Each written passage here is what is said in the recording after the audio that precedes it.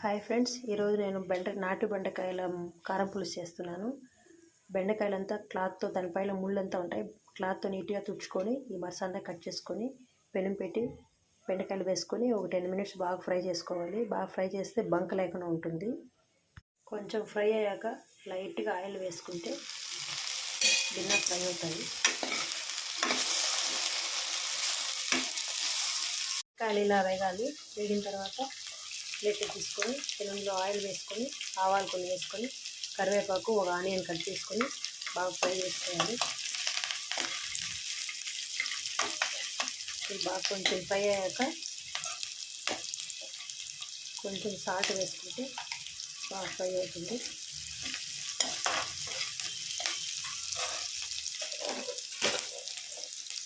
కొంచెం ఫ్రై అయ్యాక tomato cut చేసుకొని వేసుకోవాలి.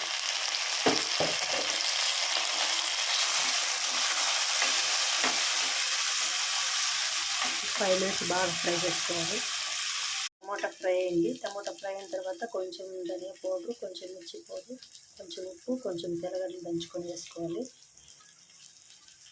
వేసి కొంచెంసేపు ఫ్రై చేసుకున్నాం. మిర్చి పౌడర్ ఎక్కువ కారం ఉంది, అందుకే నేను కొంచెం వేసాను. బాగా ఫ్రై అయింది. కొంచెంగా చింతపండు నానబెట్టుకొని వాటర్ మిక్స్ చేసుకొని వాటర్ వేసుకోవాలి.